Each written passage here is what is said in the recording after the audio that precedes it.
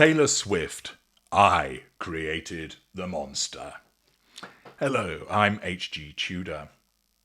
Regular followers of my work understand what makes a narcissist. You can go and watch the video, What Makes a Narcissist, for greater detail. But the abridged version is, there is a genetic predisposition towards narcissism which is passed down from somewhere in the narcissist lineage.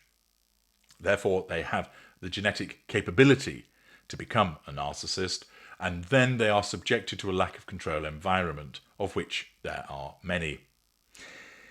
It's usually, although not exclusively, the case that one or more of the parents cause a narcissist to come into being.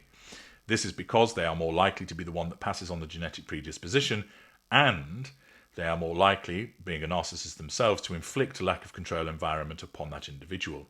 It doesn't always happen, for reasons that I've explained separately with regard to interveners and the possibility that there are other factors that could cause someone to be a narcissist when neither of their parents are.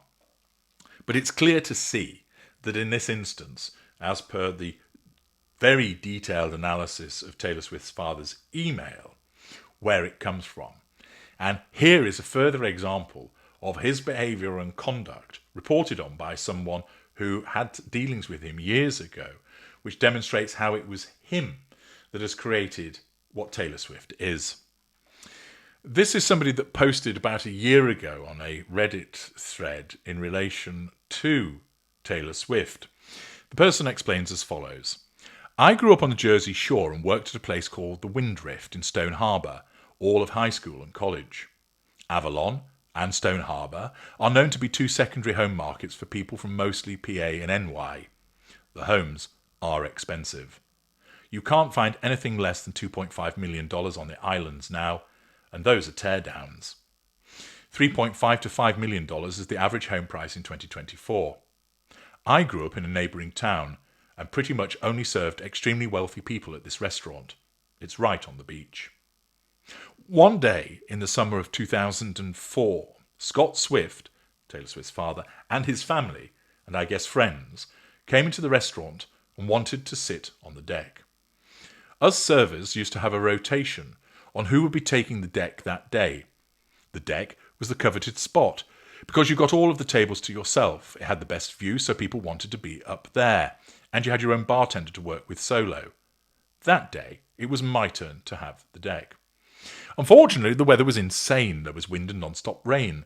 The whole lower part of the restaurant was empty, so all other servers and bartenders went home, and one chef stayed. The kitchen was a block and a half away from the deck and 2 floors down. The bartender that would normally take care of the deck also went home, since there was only one party up there. I was to serve as both server and bartender. Scott wanted to watch some game, so we brought TVs up, entitlement, and put plastic all around the deck to keep the rain out. It was so nasty out there, but they still wanted to be out there. Sense of entitlement. In my entire time of being a server, which ended up 11 years, I have never been run more ragged by a group. Scott was non-stop asking for things. Sense of entitlement, lack of accountability, grandiosity. I was bartending left and right, and then when food came, I kept having to make separate 2-block sprints to the kitchen to get him speciality things. Grandiosity, sense of entitlement. He would ask for one thing, I'd bring it, and then he'd ask for another, separately. It was exhausting. I was in high school too, and was an athlete, so I had a lot of energy. To add to that, Scott was also talking to me non-stop. Well, you'll be familiar with his style in the email, so that's no surprise, to demonstrate his haughty and monologuing manner, which is part of his sense of entitlement and his grandiosity. It was actually extremely bizarre, and I was freaked out. I could tell immediately there was something wrong with him. He had no filter, and didn't even care who I was, my body language, if I was listening or not. Here I was, just a rando high school waitress, and he was telling me, my daughter is going to be famous. She's so talented. We're moving to Nashville for her. She's going to be the biggest thing ever, etc. Boasting, lack of concern as to whether anybody's interested. I couldn't get away from him, and he was a closed talker. It wasn't like he was flirting, more just talking at me. Haughtiness. The rest of his family sat at a table and his friends were walking around watching the game. No one was talking to him. The saving grace was I figured I'd get a huge tip. They were there all day and knew they were keeping the restaurant open. Plus, this man was basically bragging about how they had the means to have a house there, how he was in finance, etc. Showmanship. Boasting. I went above and beyond in terms of service. When they finally left and I went to look at the bill, he has left nothing. Not even $1. Lack of accountability, sense of entitlement. And remember, of course, the tipping culture in the United States, that this is particularly horrendous. To this day, that's my only table that has never tipped, let alone a party. Before they left, he said his daughter had a website, so I asked for the address. I figured she was going to truly have to be beyond talented for this man to talk this way.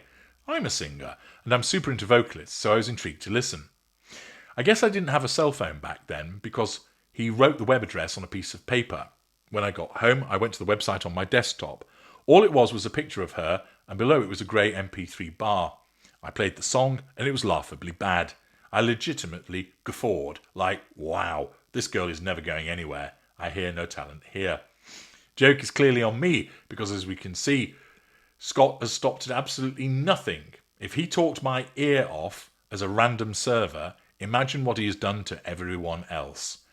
People probably have given in, a lot out of annoyance, which gives him control, and because he has the funds. In effect, he uses attrition to grind people down. That's my only guess. He won't take no for an answer, entitlement, and clearly saves money by maybe not really paying anyone for their services. I can't even tell you how shocking it has been for me to witness the rise of Taylor like this after that particular experience. The writer then goes on to explain, I met Taylor Swift's brother years later in Los Angeles when I lived there around 2018 or so. He and I matched on Raya, a members-only dating app. He said he was intrigued because I was from the area they always went to as a child. We met up at a restaurant in Laurel Canyon, and wow, was it an awkward date. First of all, he was the shell of a human. He had ballooned in size from his photos and clearly had some eating issues. He was super weird around what he was eating and drinking. It seems he really lives under the shadow of his sister. When I asked what he did, he said acting, but it seems like he didn't have anything going on. When I asked him what he liked to do, he said play tennis. I said, oh cool, where'd you go in town? And he awkwardly said his sister's house. We didn't actually discuss her at all. He also confided in me that his parents are racist towards Mexicans. Lack of emotional empathy. We actually walked back to his house since it was around the corner and we played Nintendo 64 and listened to the Annie musical record on vinyl since he had it on display. He told me his sister had bought him his house. It was really nice, definitely a multi-million-dollar home. We actually randomly kissed and then it was 11 p.m, so I said I needed to head back. I ordered an Uber and we never spoke again. I thought maybe it was weird karma since he paid for dinner and his dad owed me.